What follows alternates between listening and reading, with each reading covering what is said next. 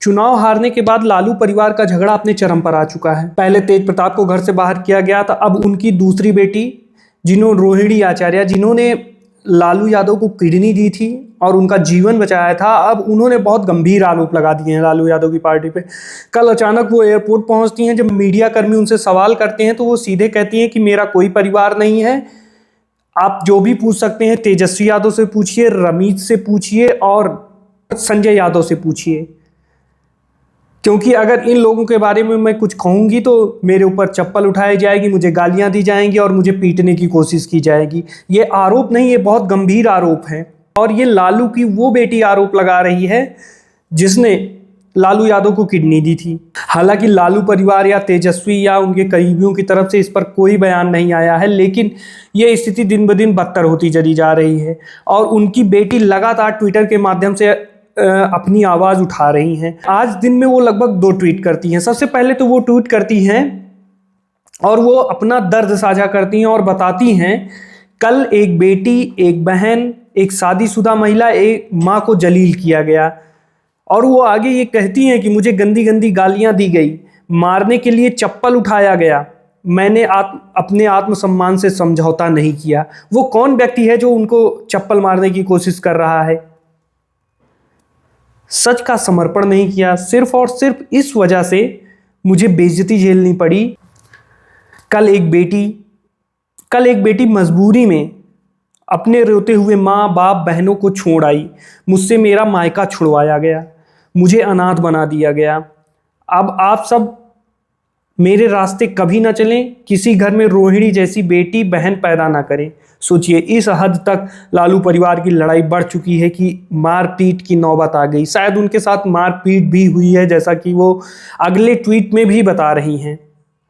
फिर अभी कुछ देर पहले वो एक ट्वीट करती हैं जिसमें वो अपना दर्द साझा करते हुए बताती हैं कि कल मुझे गालियां देते हुए बताया गया कि मैं गंदी हूं और मैंने और आगे सुनिए, और वो कहती हैं कि मैंने अपने पिता को गंदी किडनी दान दी है।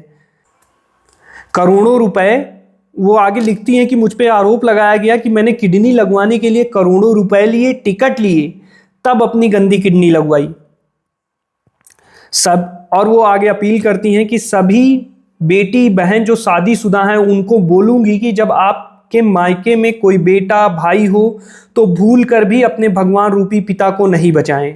सोचिए, वो ये भी कह रही हैं कि वो उनकी गलती थी कि उन्होंने अपने पिता की जान बचाने की कोशिश की। अपने भाई उस घर के बेटे को ही बोले कि वो अपनी या अपने किसी हरियाणवी दोस्त की किडनी लगा दे। हरियाणवी दोस्त की किडनी का मतलब सीधे सीधे वो संजय यादव पर बात कर रही हैं, जो लगातार उनके पारिवारिक मामलों में दखल देने की कोशिश कर रहा है। सभी बहन बेटियां अपने घर परिवार देखें, अपने माता पिता की परवाह किए बिना।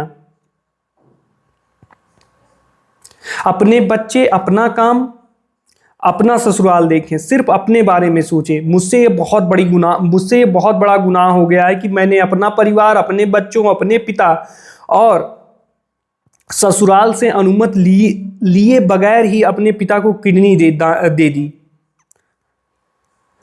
अपने भगवान, अपने पिता को बचाने के लिए वो कर दिया जिसे आज गंदा बता दिया गया। आप सब मेरे जैसी गलती कभी ना करें, किसी घर रोहिणी जैसी बेटी ना हो।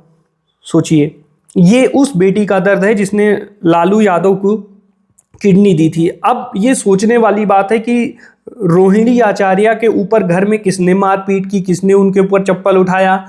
जिस रमीज और संजय की वो बात कर रही हैं, क्या लालू परिवार में उनका प्रभाव इतना बढ़ गया है कि आज लालू परिवार के और सदस्य उन लोगों के सामने नगण्य हो गए हैं? खैर, ये तो चुनाव परिणाम आने के बाद हर कोई सशंकित था कि ऐसा कुछ होगा, लेकिन इससे बिहार में एक चर्चा का विषय बन गया है कि लालू यादव जो अपना कुनबा ही नहीं संभाल पा रहे हैं, वो अब बिहार को क्या संभालेंगे। और यही राजनीतिक पारिवारिक उठापटक का परिणाम है कि चुनाव परिणाम ऐसे आए हैं राजद में। और राजद में ये बात तो तय थी, क्योंकि तेजस्वी यादव के नेतृत्व में लगातार दूसरा तीसरा चुनाव लगातार तीसरा और चौथा चुनाव है ये जो लगातार आरजेडी हार रही है। लोकसभा चुनाव में कांग्रेस ने अच्छा प्रदर्शन किया, लेकिन आरजेडी का वो प्रदर्शन नहीं था, और इस बार तो आरजेडी पूरी तरह से वाइप आउट हो गई पूरे